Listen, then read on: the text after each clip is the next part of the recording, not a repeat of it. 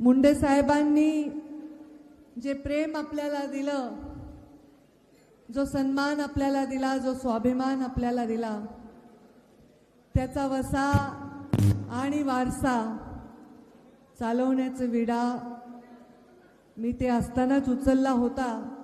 पण त्यांच्या जाण्यानंतर या ठिकाणी जिथे त्यांची समाधी आहे त्या समाधीवर जेव्हा मी त्यांना अंतिम संस्कार करत होते, त्यांना अग्नी देत होते, तेव्हा मी त्यांना शपथ घेतलेली आहे की गोपीनाथ मुंडे हे नाव मी जगाला कधीही विसरू देणार नाही. मुंडे साहेबांचा वारसा हा संघर्षाचा वारसा आहे, सोपा नाही.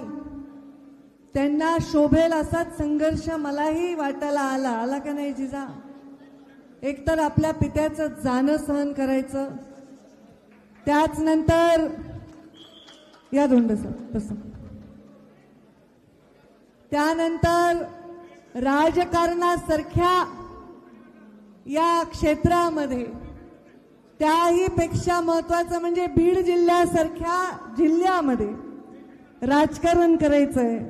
हे काही एवढं सोपं काम नाही, येरा गबाळ्याचं काम नाही. मुंडे साहेबांनी जे विचार दिले, जे संस्कार दिले, त्या संस्काराचीच शिदोरी फक्त आपल्याजवळ होती. बाकी काही मुंडे साहेबांनी असा काही वारसा होता की बाबा धन धान्य संपत्ती नाही. मुंडे साहेबांनी जनसंपत्ती ही आपल्याला वारसामध्ये दिलेली आहे.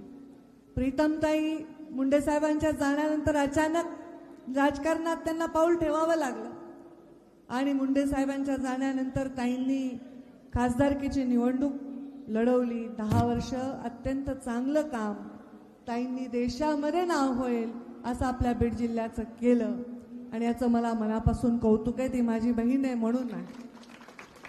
राजकारणात जेव्हा मी आमदार होते तेव्हा मुंडे साहेब खासदार होते, नंतर मी आमदार झाले तेव्हा प्रीतमताई खासदार झाल्या, तिसऱ्या वेळी प्रीतमताई खासदार झाल्या, पण मी काय आमदार झाले नाही.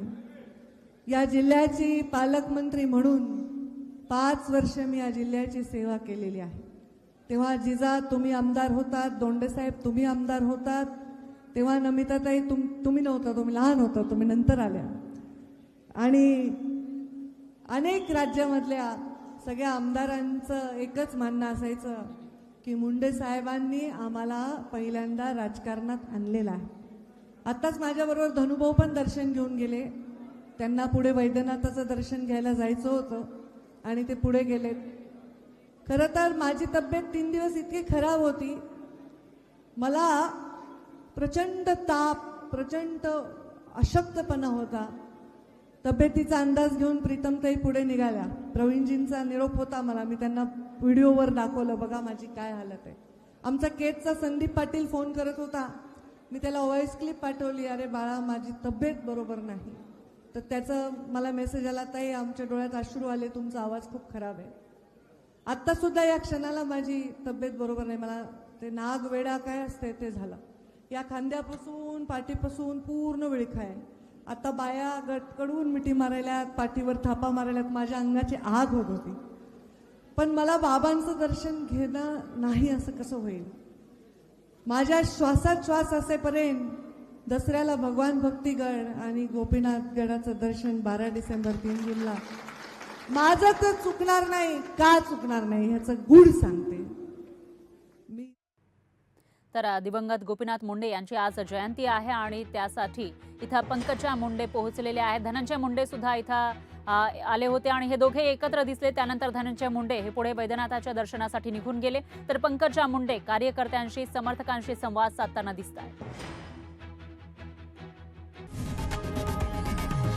लोकशाही मराठी ऐका, पहा, जागरूक रहा.